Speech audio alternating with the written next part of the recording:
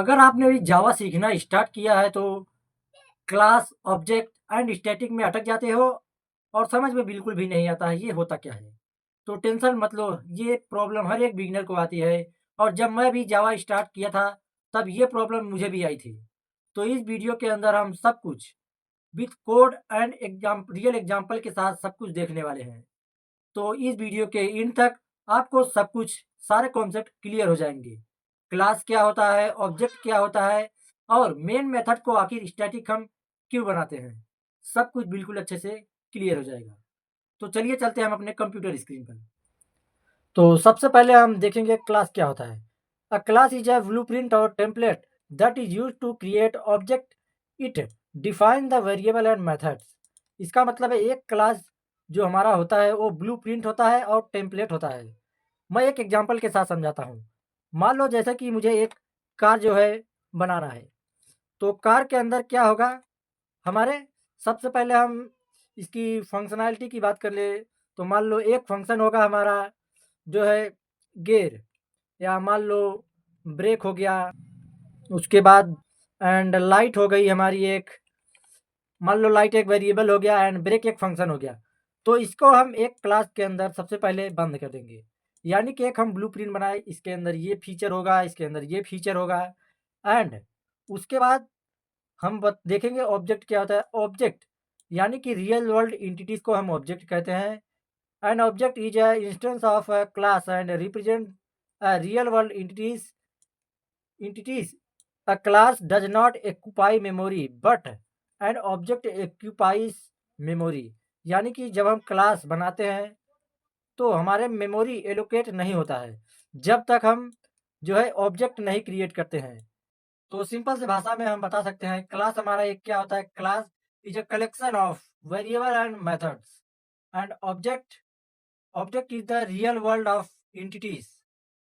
जब तक हम क्लास के ऑब्जेक्ट को नहीं क्रिएट करते हैं तब तक हमारा जो है क्लास के अंदर जो भी हम मेमोरी क्रिएट करते हैं वो एलोकेट नहीं होगा।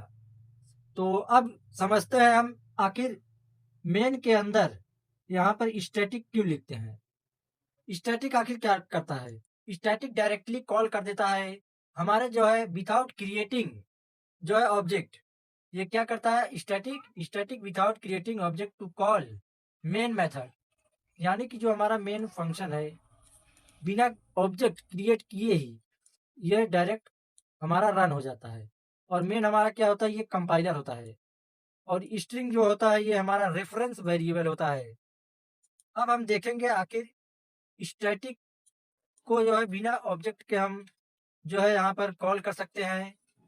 एंड जब तक ऑब्जेक्ट नहीं बनेगा तब तक हम इंस्टेंस मेंबर वेरिएबल को कॉल नहीं कर सकते हैं। तो यहाँ पर एक एग्जांपल के साथ हम देखते हैं। तो यहाँ पर सबसे पहले ऑब्जेक्ट क्रिएट करने के लिए लिखेंगे हम क्लास का नाम। क्लास का नाम है डेमो वन और इसका नाम हम दे देंगे D1। And equal to new की मदद से जो है ऑब्जेक्ट क्रिएट होता है हमारा। एंड उसे जो है फंक्शन में बदल देंगे, तो यहाँ पर हमारा ऑब्जेक्ट क्रिएट हो जाएगा। एंड यहाँ से जो हमारा है अब हम इसे भी कॉल कर सकते हैं एंड इसे भी कॉल कर सकते हैं। और ये जब ऑब्जेक्ट नहीं बना था तब भी ये बन गया था। तो यहाँ पर एक बार मैं इसे जो है डिलीट करके आपको दिखाता हूँ। यहाँ पर मैंने demo1.y करके इसमें 10 स्टोर किया है एंड और इन दोनों को मैंने स्टैटिक बनाया है। ये भी स्टैटिक है, ये भी स्टैटिक है। तो ये देखो अभी कॉल हो जाएगा लेकिन ये कॉल नहीं होगा। एक बार मैं अभी कंपाइल करके दिखाता हूँ। तो सबसे पहले हम अपने यहाँ पर ओपन कंपाइल करेंगे। कंपाइल करने के बाद जब हम प्रिंट करेंगे this is fun one hello world 10, यानी कि जब हम इसे स्टैटिक बना देते हैं तो बिना ऑब्जेक्ट क्रिएट किए ही हम इसे कॉल कर सकते हैं। एंड यह स्टैटिक नहीं है तो इसे हम कॉल नहीं कर सकते हैं। अभी यहाँ पर हम जब कॉल करेंगे तो एरर आएगा। तो यहाँ पर हम लिखेंगे demo dot x equals to 15 and यहाँ पर हम प्लस करके इसे असाइन कर देंगे। तो यहाँ पर लिखेंगे डेमो डॉट यक्स और उसके बाद हम fun2 को भी कॉल करते हैं। यहाँ पर हम fun2 को भी कॉल किया तो कंट्रोल यस। अब यहाँ पर जब मैं कंपाइल करूँगा तो यहाँ पर देखिए 3 एरर आए। क्यों आए? क्योंकि अभी ऑब्जेक्ट उनका क्रिएट नहीं किया जा सकता है। और वहीं पर जब ये दोनों थे, ये और ये, इन्हें हम बिना ऑब्जेक्ट क्रिएट किए ही कॉल कर सकते थे।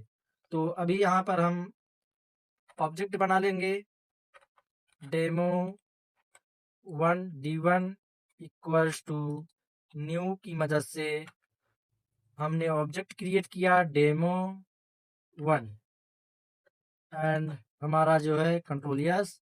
अब हम इसे कंपाइल करेंगे एंड हमारा एरर कोई भी नहीं आने वाला है। सो कंपाइल होने में थोड़ा टाइम लग रहा है, तो मुझे लग रहा है सेफ नहीं हुआ है अभी। x equals to int. So इसका मतलब है, हाँ मैंने इसे जो है प्रिंट नहीं किया। तो सबसे पहले हम लिखेंगे, हाँ ओ इसे हम d1 करेंगे तब, क्योंकि ये इंस्टेंस मेंबर वेरिएबल है।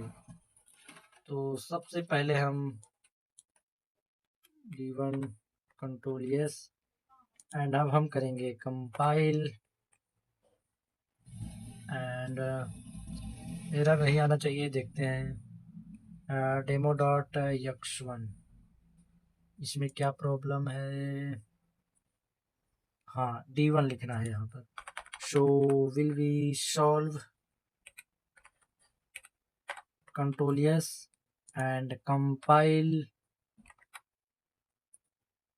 एंड कंपाइल होने देते हैं। कंपाइल हो चुका है, एरर कोई भी नहीं है। यहाँ पर आप देख सकते हैं हमारा this is fun1 and this is fun2 and 10 भी प्रिंट हुआ है, हेलो वर्ल्ड भी प्रिंट हुआ है एंड 15 भी प्रिंट हुआ है। तो मेरे ख्याल से सब कुछ आपको अच्छे से समझ में आया होगा कि क्लास क्या होता है, ऑब्जेक्ट क्या होता है एंड स्टैटिक आखिर हम क्यों लिखते हैं एंड हमारा मेन क्या होता है, स्ट्रिंग आखिर क्यों लिखा होता है, ये एक रेफरेंस वेरिएबल होता है, ये कंपाइलर होता है। स्टैटिक को हम इसलिए लिखते हैं कि बिना क्रिएट ऑब्जेक्ट किए डायरेक्टली मेन फंक्शन को कॉल किया जा सके। सो सब कुछ अच्छे से समझ में आया होगा। अगली वीडियो में हम लोग देखेंगे कि आखिर हम पैकेज किस तरह से क्रिएट करते हैं एंड एक्सेस मॉडिफायर क्या होता है एंड एक्सेस मॉडिफायर के अंदर प्राइवेट, डिफॉल्ट, प्रोटेक्टेड, पब्लिक, इन सारी चीज़ों को हम लोग देखने वाले हैं एंड किस तरह से प्राइवेट को एक्सेस किया जा सकता है इसे भी हम अच्छे से समझेंगे। तो आइए मिलते हैं उसी वीडियो में।